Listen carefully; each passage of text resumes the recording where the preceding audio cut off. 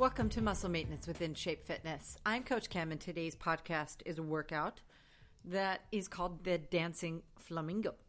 The Dancing Flamingo is a term that my daughter made up, actually, because I do a ton of exercises on one foot. Today's workout is about one-legged exercises, about your balance, but more specifically about the relationship that each of your lower limbs has with your surface, with your floor or the ground. And that comes into play in lots of other ways in terms of the way you move your body forward, the way you're walking or jogging, the way that you develop its strength and have issues with respect to your core, your lower back, and aches and pains that you might experience as a result of imbalances between the left side and the right side. So we're going to do some moves that try to develop some equilibrium and some cohesion in unity and strength between the two sides of your body. So let's stand up. If you're not standing already, stand up really tall. Take in a deep breath with your nose for the inhale, and then you bellow all of the air out through your mouth. Okay, so inhale deeply through your nose. And that is really, really great for your body. You absorb oxygen inside of your body better because the inside of your nose is designed to filter air, get that oxygen into your bloodstream quickly. So inhale deeply through your nose and then bellow that carbon dioxide out of your body. And you're, of course, thinking about your body as you're just standing here and breathing. What else do you have to think about? All right. Tons of stuff. So get all that other stuff out of your head for a little while, because we're going to take about 12 minutes to work the body, to stimulate the body. This isn't a boot camp. It's not a, get a bikini body by spring break sort of workout. This is a stimulation, activation level workout that is designed to work all of your muscles and the soft tissues in your body to stabilize, help you understand and build awareness of the strength that you need to live a functional and enjoyable life, and then hopefully to teach you some moves that you can master, which you can then take with you in other workouts. So the postural systems check is meant for you to simply think about where your body's parts are in space. Proprioception is the fancy word that scientists give to your brain's understanding of where your body parts are, including your head, which should be on top of your neck, of course. And you have a plumb line. It's an invisible straight line that runs down the side of your body. So the ears and your shoulders, your clavicle, right, your shoulder girdle should line up top to bottom. And if your head is too far forward because you're craning to see a screen, or you're looking down at a device, or you're typing, or you're driving, your head is too far forward. And that has impact on your balance, your stability, potentially on aches and pains that you experience in your neck and maybe your back. So keep your head on straight, proverbially and actually, and then think about the opening of your chest. Make sure that your shoulders are back and that your hands turn outward a little bit. Your thumbs should not point forward, but rather should point out towards the side, almost like at a 45-degree angle. That is anatomically correct. Your pelvis should be straight up and down, which means that if you sit for a predominant part of the day, you might want to tuck in your tailbone a little bit, and then zip up your tummy muscles. And then lastly, as we start to talk about balance, think about the way that you're standing. Think about your stance. When you are active and you're thinking about using both legs equally, it may feel uncomfortable. It probably does feel uncomfortable because most right dominant people, and that's the majority of the population, tends to lean in on the right hip a little bit more than they do the left. The opposite, of course, is the case for left-handed people, but I'm left-handed. But we're on the outside. We're a very small percentage. We're like 10% of the population, and left-handed people tend to have a lot of different kind of diagonal issues in terms of the way that the body mechanics work. But your feet planted flat on the floor, facing forward, parallel feet, and then energy driving into your floor, making contact with your floor surface is kind of what we're talking about here. The first exercise is something really simple called the lighthouse. And with the lighthouse, you bring your feet not right next to each other, but in more of a heel to toe configuration. And what you're going to do is extend your arms out to the sides. Really, really easy to do, although your arms might get heavy. Your back is still straight. You're thinking about your posture, and then your feet are now forcing you to be a little off balance. So you turn your head to the right, all the way to the right slowly. It doesn't have to go fast. And you can look hopefully down the length of your right arm. Now, you may begin immediately to start to feel off balance, which is the point here, because next you're going to turn your head all the way to the left. And this head movement is affecting your vestibular system, which is the components inside of your inner ear and the primitive part of your brain that effectuate your stability on the ground, aside from obviously the muscular strength and soft tissue strength that you are equipped with and maintain. Your inner ear equilibrium is a big part of balance, but obviously we're moving slowly so that you can remain stable on your feet as you slowly turn your head. Now switch your feet so that the other foot is in the rear and see if it feels differently. We're going to do another quick assessment about the difference in your balance ability between your right leg and your left leg in just a second.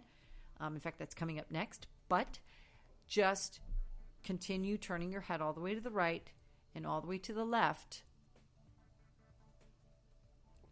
And that is the lighthouse. I love this exercise. It's so easy to do.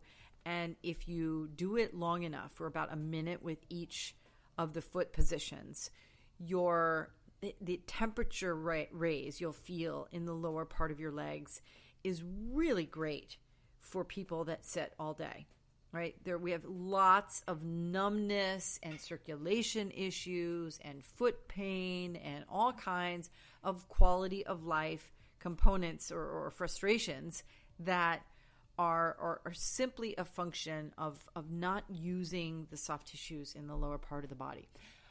Okay, now let's do this other assessment. The fastest way for you to know how well balanced you are is to stand on one leg. You probably already knew I was going to have you do that, right?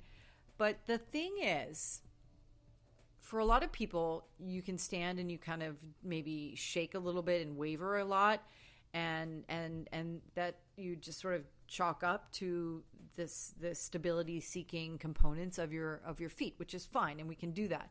But if you stand up really tall and lift up your left leg, make sure you're close to a wall, by the way, or the back of a chair or a bar or something, and you shut your eyes. You eliminate that sensory feedback from your vision. Your balance, the acuity of your vestibular system, and the stability of the muscles in your feet immediately trigger and go crazy. It's like total electric shock. And if you can stand with one leg with your eyes closed for 10 seconds, that's pretty amazing. Try with the other leg. So the really significant thing is the difference between the two sides. So try the same thing with the left leg. Now that, of course, is assuming that you can pick up your right foot and your left foot, stand on one leg with your eyes open and not fall down. So again, talk to your doctor if you have really significant balance issues, you have any questions about whether or not it's possible for you to exercise in your home or in your office. You've got to talk to a medical professional and make sure that you are cleared to do some movement. But these really easy assessments will tell you so what happens as you're moving, your locomotion pattern is such that you use your right foot and then you use your left foot. You use your right foot and then your left foot.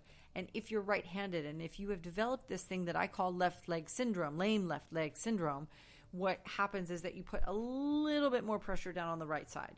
The dominant side is dominant. So the left side is being protected because the right side can protect it. And that is okay. But over time, especially if you want to do something really cool like, run a marathon or a half marathon or whatever, then you're going to develop issues with both the right side and open yourself up to issues with the left side. So let's do another exercise. This is called a sumo squat, and it's a really simple exercise that you can do. And if you need to do a modified squat, you can actually sit in a chair and do this as well.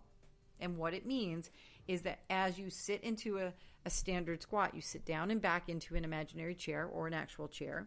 And then as you come up, you lift the right leg out to the side just a little bit. It doesn't have to be too far. Start with the left leg or the right leg. It doesn't matter because you go back and forth and you alternate. So do that for 30 seconds. You inhale on your way down into a squat and you exhale as you lift up out of the squat, and making sure that as you sit into the squat, you don't let your knees go past the tips of your toes, and the heel that stays on the floor as you're coming up really presses into the floor in order to engage the glutes, because you are using your quadriceps, your thigh muscles, but you also really want to make sure that the back of the body is engaged as you lift the torso straight up, and you don't want to lean too far forward, right? So that's 30 seconds. That's called a sumo squat. And I love them. I do them with my exercise regimen in the mornings every single day. I love sumo squats. They're much more aerobic than regular squats. And they, again, reinforce the notion that it's important to work the sides of the body individually in order to develop or prevent the too much dominance on one side or the other. Okay, the next thing we're going to do is a lunge. We're going to start with a really simple partial lunge called an archer's lunge. I love side-to-side movement. Last week, we did a ton of side-to-side movement because I work with runners all the time, and runners tend to do a lot of really great work with the front of the body. They do focus on the core. They focus on their quads and sometimes their hamstrings. But what they don't do often is focus on the side of the body. So a lateral lunge is one of my favorite lunges. The archer's lunge is not completely a lateral lunge, but you do step out. So when you're taking an archer's lunge, you're going to take the left foot, lift it up, take a big step out to the left, and then turn the left foot 90 degrees. Like you're going into the warrior pose in yoga, and then bend the left knee. You can even bring the right hand with and sort of pull back like an archer might do with a bow to activate the upper body as well. So let's just do a few of these with the left foot. The right foot does not move. It's stable and straight. And you're going to take that big step out with the left foot, turn it to the right 90 degrees, and then bend in. As you bend the left knee, you're kind of bending forward, and then if you're pulling back on the bow like an archer would, you're pulling back with the upper body on the right side. A couple more of those to the left. Now let's try 4 or 5 to the right. It will feel different. Again, if you're right-legged, or if you're right dominant, your left leg stability is not as strong probably it's not as productive as your right stability, your right leg stability. So you're going to pick up the right leg and you're going to move it and turn it to the right, bending the right knee, and then returning the foot back to the starting position. Just a couple more exercises.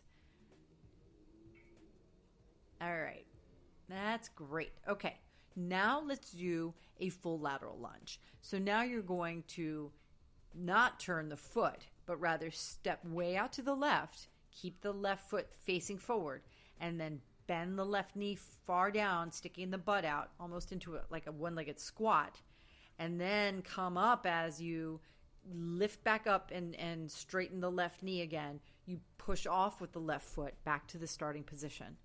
And again, 4 or 5 to each side. You're going to elevate your heart rate. You should not bend the right knee. So your right inner thigh should feel like you're stretching it out a little bit, and that's normal.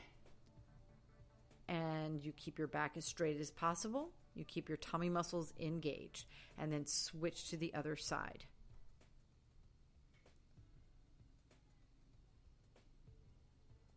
Okay, very good. We're going to get the heart rate up a little bit. We've got 2 more exercises to do. The next thing is you're going to pretend like you're jumping rope, and we're going to jump on your legs individually if you can. So let's pretend you're jumping rope for 30 seconds. You're just little teeny tiny bunny hops, lifting up an inch, 2 inches at tops off of the floor, slight bend in the knees, keep your back straight, and now lift up the left foot. So we're just going to bounce on your right leg, 3 more seconds, 2, switch, and now on your left foot by itself for about 5 seconds. Little tiny plyometrics applied to this balance exercise. Small way, but effective way to elevate your heart rate a little bit and activate the neurotransmitters that reside in your feet, which is really important in terms of the mechanics of your foot. The architecture of your foot is really limiting in some ways because it has a small, very limited blood supply, but a ton of nerve endings, right? You've seen reflexology maps of your feet. There really is a direct correlation between the nerves that terminate in your feet and all the different parts of your body, because pretty much everything, the nerve endings, they have to go somewhere. So they all go to your fingers, your feet, and your genitals and your mouth. And so that's why these are the most sensitive parts of your body. Okay, so the next and last exercise we're going to do is a balance on one leg one more time, but this one is called a forward reach. And makes you feel a little like a bird feeder, like you're acting as like one of those glass sort of rotating bird feeders. So you're going to stabilize your weight on your right leg. Your left leg is going to extend backwards as your right hand is going to extend forwards, and your torso is straight. You're going to bend at your hips, and you're going to simply lower your torso towards the floor. You don't need to touch the floor with your with your left hand, but you could maybe tap with your fingertips the right knee or the right shin, and then you slowly lift your body back up, squeezing the right butt cheek on the way. So you'll feel again in your right foot, do it like 2 or 3 on each leg. You'll feel the heat sort of increasing in your feet and up your shins, up the lower part of your leg. That is a good thing. That means you're sending blood into the lower extremity in order to stabilize that soft tissue that resides there. And it's important because if you are right-handed, you've just done this on the right side. Now I want you to switch to end here. We're going to finish with forward reach on the left side. The same thing you're going to do. You're going to stabilize with your left foot. Your right leg extends backwards as your right arm reaches forwards and your torso tilts downward at the hip so that you either tap the left knee with your fingertips on the right side, or you maybe can reach a little lower and get down to the shin. But sometimes you can get to the floor, and that's great too. If you can reach the floor and then lift your body back up straight, squeezing the left glute, and then feeling all of that energy rush to the left side of your body, down the left lower leg into your right left ankle and left foot. It will be harder if you are right-handed, most likely. So 3 or 4 of those. So all we did today, right, just go back through it here for a second, was the lighthouse. We did a postural systems check, and then we did a lighthouse. And then we did an archer's lunge, a lateral lunge, bunny hops, including a few on each leg, and the forward reach. 7 exercises in total.